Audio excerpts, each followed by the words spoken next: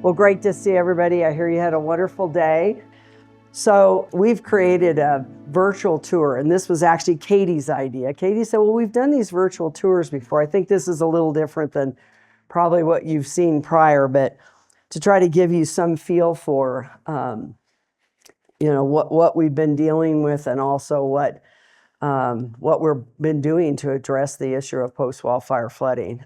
Recent fire history, I don't think I need to remind folks in this room about the severity of our wildfire crisis in this country and in this county, frankly. We're no stranger. As Patrice pointed out yesterday, we've had 9 wildfires in this county in the last, I think that's only been in the last 10 years. And although the size of the fires, frankly, has been small, the total acreage is 250,000. We've had 3 fires that created devastating, severe, and repetitive post-wildfire flooding.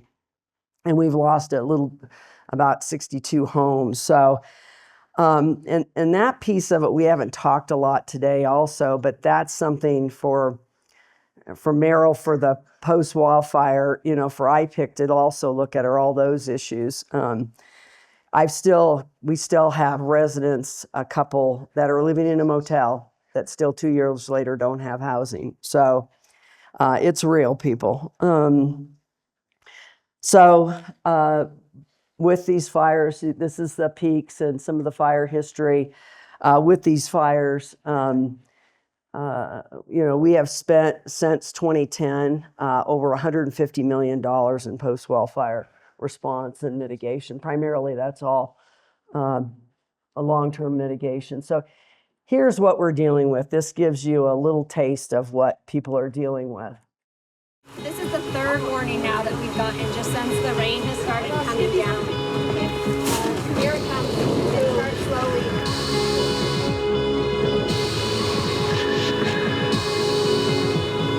Water's going to breach on the corner. It's to the very top. What's going through your mind right now? It's terrifying. It happens. It's the 4th time that this has come through, and every time it's worse. We rush home to try to man pumps and rebuild walls where the water's breaching. It's terrifying, and it's going to happen again and again and again until something is done. I'm just anxious. The silt went all the way back into our backyard. Constant rain like occurred last summer where it was just so much water that nobody could handle it. 10 months ago to the date. Came in the front door, flooded the living room. It's just a mess, nobody wants to live on a street like this. The house is worth 0. So. This was your life. But there's, there's many homes. I'm not the only one. I'm willing to take money out of my pocket and build this house up higher and make it affordable housing for people to come live in. They need that in the city, I understand. But until they fix whatever's causing this, why bother? And all the water had to come down off the mountain. And we watched it go first under our driveway and then over the top and erode things away and all that. It was especially difficult, and at one point you figure, what are we supposed to do to keep up with all of this? The wildfire and post-wildfire flooding are the top 2 public safety threats in here in Coconino County. Really dealt with a lot that lived in this area, of course, to make sure that people are safe. And that, they're not their homes aren't threatened, wildlife isn't threatened. And these are sacred places, too, for Native Americans. And we like to, be able to address that so, we don't have to go through the same thing again. So as you can see, the post-wildfire flooding has been devastating to a number of communities. It's kind of a montage of videos of flooding from 3 of the 3 fires that I mentioned earlier, the Schultz, the museum, and most recently in 2022, the pipeline fire. And, it's this combination of what you saw today, have the steep slopes and then very severe fires. In 2010, when we had our first fire, we were completely unprepared. We had no idea what to expect. In fact, the Bear team came back and said that in the area that's involved, there's a state highway, that US Highway 89, that runs through there. It will never breach the highway because the highway kind of serves as a dam. Well, it breached the highway and went about 6 miles downstream at least, and flooded homes all along that entire route. We had done some mitigation, but it was really devastating. And but the most devastating element of that was we lost a 12-year-old girl to the flooding, and we lost also another child later as a result of the post-wildfire flooding. After that incident, I think we all began to understand that this cost was immeasurable and that it was going to have a lasting impact on this county, and this was clearly the biggest disaster we had ever faced. 14 years later, I wish I could say that that's all behind us, but as I mentioned, we had a fire, and we actually had two back-to-back basically fires in 2022. One that burned this same area but close to the neighborhood and burned 32 homes. And then also, in June, that was in April, we had a very early fire season that year, many of you will remember. And then we had the pipeline fire in June. And that's what really contributed to all this significant impacts that we've had. So I'm going to take you on this quick tour through a video tour, virtual video tour here. And but a couple of key messages I really want to leave with you as we roll into this is, we've created and you heard a little bit about it today from Alan, and Alan's here again this evening. We've created a 3-part strategy, which is the watershed restoration on forest, flood mitigation, pretty traditional flood mitigation through neighborhoods, and then combining that with these state highways. We also have 180 that you are on primarily today that's been impacted, as well as Route 66, as well as Highway 89. So that 3-part strategy has been really fundamental to this. But the real game changer, as we noted this morning, is the watershed restoration. That's key, because frankly, the other two, you can't mitigate the highways, you can't mitigate homes unless you reduce the sediment and debris. That is the whole game changer. So the second message is leadership and partnership. And I think we've been extremely fortunate in having, frankly, a board of supervisors from day one back in 2010. And some of you know Liz Archuleta, who served in the Biden administration in USDA, served in the secretary's office. I know some of you know Liz from there. Many of you in town know Liz because she served as a county supervisor for 25 years. And her district was the one primarily impacted by the Schultz fire. And she stepped into this and took a leadership role at the federal level, at the state level, and she never took no for an answer. And she was an incredible advocate for us and really paved the way in developing the systems that we have developed. When there were certain engineers telling us, so you can't do anything, there's way too much sediment, and we fortunately had a local firm here in Natural Channel Design that said, oh, no, we think we can help arrest that sediment. She believed in that. We both believed in that, and we pushed that forward. And that's her legacy, one of her key legacies.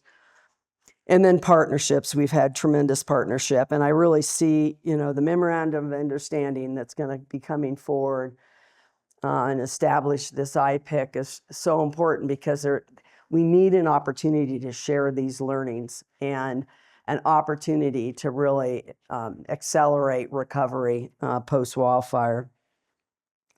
And that's one of the things that I really want to emphasize is everything we have done here is replicable, everything. And in most places, it will work.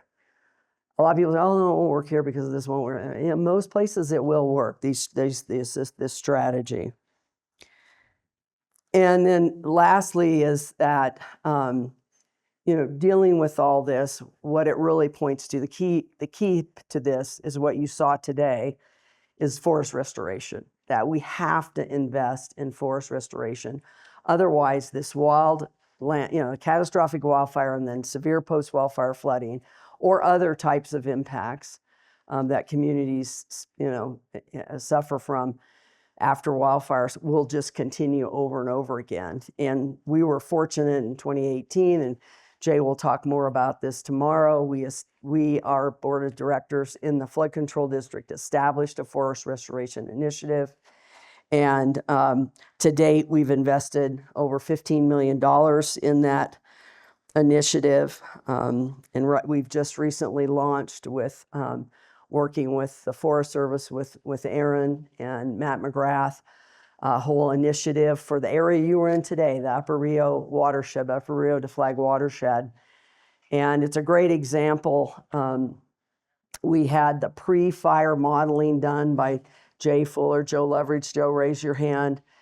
That showed, modeled what would happen if 3 different segments of that area you were in today, and then what kind of flooding would we experience down through Flagstaff, into communities before Flagstaff and then through Flagstaff. And, we took that information, worked with NAU's Economic Policy Institute, and they developed, they created, determined what was the economic impact. And the economic impact would be up to $2.8 billion.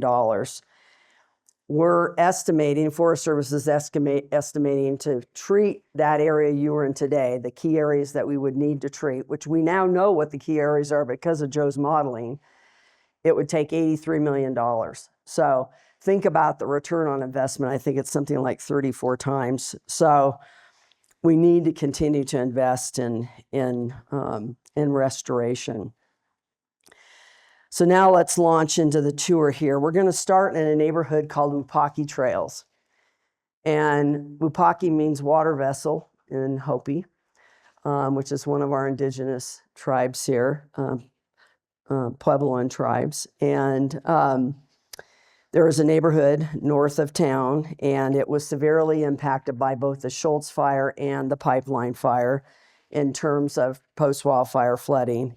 And the first video you're going to see here is a gentleman by the name of Danny Cobb, who lives in the area, happens to be a retired firefighter. And he's going to share a little bit about his experience. We could see the fire coming, and it was a big one. It was coming quickly, as driven by the wind. And we were, of course, hopeful, but it was ominous looking. We used to have a wood post that chain link, or not the chain link, but the barbed wire was attached to, and the fire actually burned all that up. So it came through here, it burned up all the grass and stuff in the yard. I was a fireman in Anchorage, Alaska for 26 years. I've been trained and fought, some brush fires, wildland fires. I know how they worked. What I personally didn't know much about was the flooding afterwards. At one point, a neighbor caught my attention, and it was beautiful right here. And I guess it had stormed up on the mountain, and he caught my attention and said, "Hey, do you hear that?" And I go, "Yeah, it sounds like a train." He goes, "It's not a train. It's a flood, and it's coming, and it's a big one." And I think that was one of my first experiences, and it was unnerving for sure. And I learned quickly. Of course, started immediately with the sandbags. I think I had 3,000 or so sandbags built in the area. Went by the recommendations of the county, and they surely did help the structure in that first flood before the barriers went up. When that first flood hit, before we had the barriers up, a great deal of the water would come right here, and it was coming in and seeping in through the window. So I came out, and you can see the holes right here. I put a piece of plywood over this window to protect it. And it was a good thing, because logs, and that first flood brought so many logs and burnt up sticks and debris. It was impressive. I had a 20-foot log over here, so big that I couldn't move it by hand. We got through that one, as we did many more. Danny's neighborhood, that area, it's one of 9 watersheds that was severely burned by the pipeline fire. And the flood water volume increased by 26 times post-fire. And this watershed, so pipeline was a reburn of a significant amount of the Schultz fire, but also there were several of the watersheds, most of those waters, a lot of the upper area, the very steep slopes burned and burned very severely, including this one. We have another watershed that's 31 times increase in flood volume, so it gives you a sense about how much water increased. There is no surface water in this area normally. None of this, I don't know if Eric's still here, but none of this area is a special flood hazard area. That summer after the fire, and this actually all started we had a very early monsoon that year. We get as I mentioned this morning, we get a very traditional monsoon in the Southwest, and we had 45 major flood events. We issued over 155 emergency notifications for flooding that summer.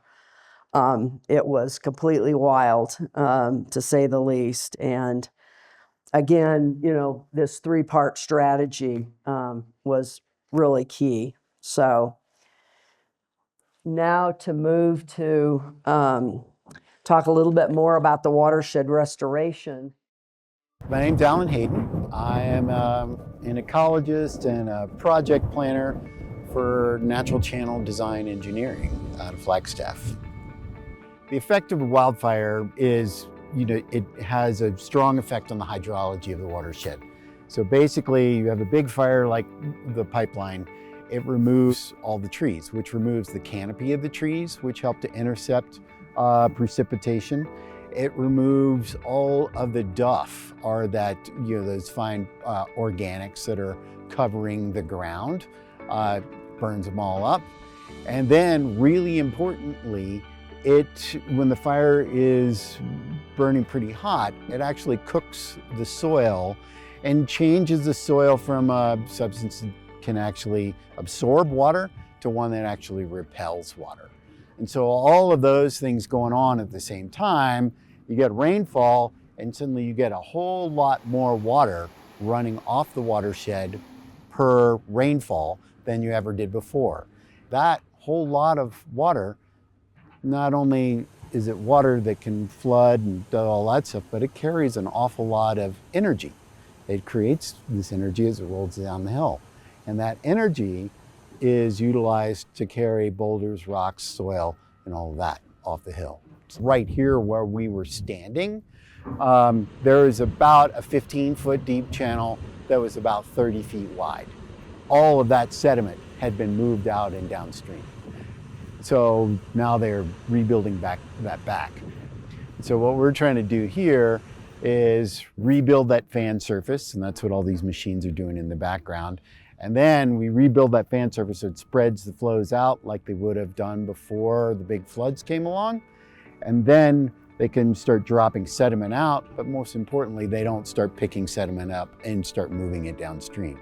So we slow the water down, we spread it out, put more of it in the ground, and carry a whole lot less sediment downstream to the houses down in the neighborhoods below us. The last thing we do before we leave out of here is to rip the soil so that it's not so compacted. And then we put native grass seed on that, and we put native mulch on top of that we use out of the trees that we removed, and grind that all up. And so we're basically creating a garden patch to grow grasses. And what we've seen in the past is that if we are given a year or so to get things established, this will become a big grass meadow. And then through succession, trees will slowly move back into it over the decades and will become part of the forest. So it's just gonna basically, 50 years from now, people probably won't know that we were here. If it doesn't burn again. So now we're going to do a quick video here. This is a drone flight over the Campbell flood corridor. This was mitigated post-Schultz, and you can see the restored alluvial fan, which we had to do work on again after the pipeline fire. You can see that dark area at the base of that alluvial fan. That's the terminal trench. The water coming off the fan gets gathered up in that terminal trench and then comes down through a transition channel into the neighborhood. So whatever mitigation we have going through the neighborhood, whether it's a storm drain or a channel, it's connecting this fan to that system. And now, so all of this work, this watershed restoration work, is all taking place on National Forest land. So obviously, the key, we have several important partners, but the key partner is the forest. My name is Matt McGrath. I'm the district ranger for the Flagstaff Ranger District on the Coconino National Forest here in Flagstaff, Arizona. And we're standing in an alluvial fan in the Spruce Wash drainage just north of Paradise Road in Flagstaff. This area was not impacted by the museum fire, but the hills, the Dry Lake Hills above this area were impacted by the museum fire in 2019. And in partnership with the Coconino County Flood Control District, the Coconino National Forest did some alluvial fan improvements in order to reduce the flow of water and reduce the amount of sediment flooding people's homes during monsoon thunderstorms. So all of the post-fire flood mitigation work that we're seeing today on the National Forest is a partnership between the Coconino National Forest and the Coconino County Flood Control District. After a fire, we're responsible for immediate post-fire flood mitigation as part of what we call the Burned Area Emergency Response Program, or BEAR. Then after that, in partnership with the Flood Control District, we're looking for more long-term flood mitigations. And what we provide, in addition to the land, is also kind of the environmental clearance and the approval to work on the National Forest, whereas the Flood Control District brings the expertise, the hydrological expertise to implement the work, also the project and construction management to do the work. And Matt's been a tremendous partner, and he'll be with us tomorrow, so I'll get to thank him in person. There are other measures that we implement on forest, including channel stabilization. This is a large grade control. Many times people call it grade control, a large grade control structure in one of the channels in areas where there isn't fan. The geomorphology doesn't allow for fans. And then another one was what Alan discussed this morning, and that was upstream of the detention basins, was this plug and spread, which is a series of small berms and ability to spread the water out again and slow down and have it drop out as sediment and debris. This is one of the, this was an interesting photograph. I was trying to remember when the timing of this was, but there's hail on the mountain. This was after the pipeline fire. And we had done some work out in this area to try to restore some of the area, because we'd had a very early monsoon, and this is the Brandis area, and it had gotten hit pretty hard with some early storms. And you can see that's the terminal trench. You can see that it's got quite a bit of sediment in it, but it's working.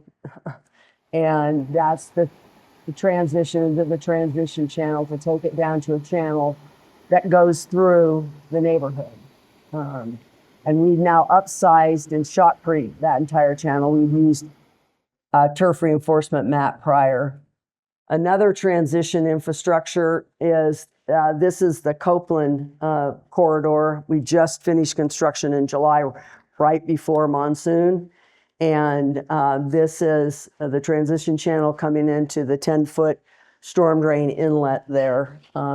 We have 2 storm drains, actually 3 in this corridor. 1 10-foot and 2 6-foot. That's some of the pipe you can see that's used, and then there's a channel on the left, where the water coming off the fans goes. And this gives you a sense of the size of the pipe. So we are in the heart of the pipeline fire flood area. And you can see the homes around here are all barricaded with concrete barrier, sandbags. A tremendous amount of flooding took place here. This corridor alone probably experienced 10 to 15 flood events in 2022. We are installing a significant storm drain system here. Within this corridor, there's going to be 2 pipes. One is 6 feet tall and the other is 10 feet tall. That's actually the largest storm drain pipe that's manufactured. And we're manufacturing at a mill here over at the landfill, and a small mill, and trucking the pipe over. You can see some of the pipe stored behind me here. But this will carry a significant amount of stormwater and reduce down the threat of flooding here pretty significantly. These pipes the 10-foot pipe will transport upwards of 1,500 to 1,800 cubic feet per second of water. That is equivalent to a 25-year rainfall event in 45 minutes post-wildfire. Between the 2 alignments, we're up over 9,000 to 10,000 feet of pipe will be installed here for this corridor specifically. We expect this corridor to be done probably by mid-July. We're, fingers crossed, we're going to have it all done before monsoon starts. And then before the water gets to the highway, we have a detention facility. This was constructed in 2015 after Schultz. We got Department of Transportation emergency relief grant for about $6.7 million, and we acquired the property, not with that funding, you have to acquire it with your own funding, but all the infrastructure there was funded through that grant. We now just got a PROTECT grant through DOT, Federal Highways, for about $20 million to expand this facility and do some other work along the highway. So now people ask, does this work? And certainly we've had 14 years of experience, and even with the reburn, the mitigation that was installed after Schultz performed really well, even though the volume of water had gone up dramatically. For example, in Wupaki Trails, we had designed the channel there. There's only a channel. We added the storm drain later, or right after the fire. We did that. It was one of the first projects we did. We designed to 140 cubic feet per second. And now the channel carries about 800 cubic feet per second. So we expanded that, staying within the easement, but expanded that. So this is, we had a 3-inch in about an hour rainfall event on July 30th, 2023. So we got the funding from the Forest Service for the on-forest work end of March. We got the funding from NRCS in mid-April, and we had jump-started some of this work, but we completed it. The storm drain was completed on a Tuesday, and then that Sunday we had a 3-inch event. So, and in this corridor, we had not been able to achieve the 25-year goal. We're more like it probably about 18, 20 year, but it performed exceedingly well. And I want you to see this. This is the water coming down the fan and spreading out above the neighborhood. It's capturing the sediment debris. There's lots of channel stabilizers to the right. There's another fan, and that goes into the storm drain system. And then on the left, that flows into the channel. So that terminal trench is designed to take a certain volume to the storm drain and a certain volume to the channel. Now moving to the next one here. We bolted the last piece of pipe in on Tuesday. 5 days later, I believe it was a Saturday, it was a Sunday, we got a 3.2 inch event up on the mountain. And I got to see the system work, and it worked exactly as engineering had said it would. So the water come out of the mountain. My first rock chute slowed it down. It caught the fan started to spread it out.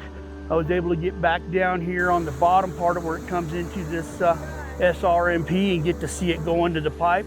And we had the largest event that we've had in quite some time here, and 0 damage. Everything worked 100% just as it was supposed to.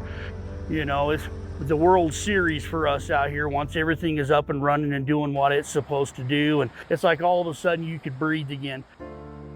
The results seem to work perfectly. So I believe there's a great deal of relief and apprehension that's been wiped away, because this was built the way it was. I know these kind of things are not easy to get implemented quickly.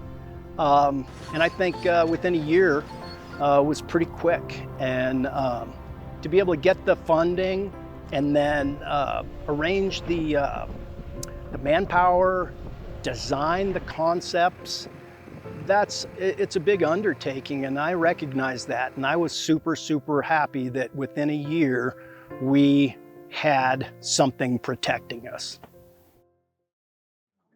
And that's what this is all about, because these people are living in fear. Their kids can't sleep at night. They can't sleep at night. To have people living in fear, that's why we're all here. We want to reduce the number of people living in fear, and that's our mission. This is a photograph that they sent. I was out there that day, and as soon as we have 13 or 14 gauges on the mountain, so as soon as they start getting hit with rainfall, we know whether we have a problem or not, right? And so I rushed out there, and both those other videos I had taken those, and then they all gathered up, and people were so happy and so relieved. Oh. So as I mentioned in the lessons learned, it's all about partnership and leadership, and we have been extraordinarily lucky. We have a tremendous engineering team working on this, probably some of the best engineers in the country, particularly related to post-wildfire, just exceptional. And we've been very fortunate, and our contractor is just exceptional. Why they are exceptional is because they actually care. And they go out and work day in and day out with the people in the neighborhood. And when you go through and you invest these kinds of dollars in somebody's neighborhood, and you could see the level of impact to their private properties, and they agree, they all have to sign a drainage easement. They all, we have to go through. We had, on that one corridor alone, we had 40 to 50 easements that we had to secure. And so people have to trust you. And then when the contractor comes in, I have not gotten a single complaint in about you. We're not even to a year and a half yet. And I've not gotten a single complaint from a contractor. If anybody has ever done any projects, that's very unusual. So, and they adore them out there. In fact, when we got done with Copeland, they did a little event for us. It was really sweet. So, and this isn't without impacts. That is I should go back. That's the, not gonna go back. I don't want to go back. Anyway, that was the chief of the Forest Service, or chief of the NRCS that was here 2 weeks ago. And then leadership, it's really, our board of directors for our flood control district, which also sit as our board of supervisors for the county, has just demonstrated leadership repetitively, through this since 2010 on, and we've been really fortunate to have that kind of leadership. And leadership that goes way beyond that as well. And partnership. This is some of the federal and state agencies, and I'll talk a little bit more about that in a minute here. And this was last week. Many of you will recognize Dr. Homer Wilkes, Undersecretary in USDA. He came for a visit last week and got to go out. We're now constructing one of the fans, and he got to go out and see that, and we had a meeting. And the older gentleman in the white shirt in the middle there is Tom O'Halloran, and some of you he introduced himself yesterday. He was our congressman at that time, and he was tremendous both through museum and through pipeline, and helping to secure the funding and facilitating those processes. So, and here's who gets the money, right? Senator Kelly on the left, and Senator Sinema on the right. you know, and then former Congressman O'Halloran, if it hadn't have been for them, they got the disaster relief funding into the omnibus bill at the end of 22. They voted on it 3 days before Christmas, and they got the $42 million from the Forest Service into that bill, as well as put something like $900 million into EWP for a whole set of disasters around the country, including New Mexico. I think the disaster relief for Forest Service was like $150 million in that bill. So having the congressional support is, and we cultivate these relationships every day. I was on the phone with Senator Kelly's local rep today. Unfortunately, she cannot be here. She was down in Prescott for another meeting. So Meryl said, make sure to talk about what's the whole package of the funding and federal and state grant awards. Again, this comes from having, one, the congressional support and the support from the agencies and working very closely. And as I mentioned this morning, this Good Neighbor Authority is really a tremendous opportunity now. So you can see how the funding lays out here. A couple of things that, as I mentioned this morning, we got funding working with Tom and his organization. That $10.8 million from DFFM is the grant match for the NRCS funding. The Protect grant, as I mentioned, but we also got the grant match through the State Department of the State Transportation Board. And then we also got the same congressionally directed spending award that they got to do the work here, the forest restoration work here at Lowell. We also got $1.1 million, about $1.2 million for some additional work out in the flood area. So we're up over $121 million. So again, just reiterating, what are the game changers? And again, that that really comes down to leadership and partnership and replicating and being able to provide this through hopefully, working with the IPIC and groups like Jonathan's organization, COCO, really getting this kind of information out and supporting people and being successful. And every environment is different, but there are definitely some things that are consistent in terms of lessons learned through this whole, and we had a lot of lessons to learn. So thank you so much. Appreciate everybody and all the work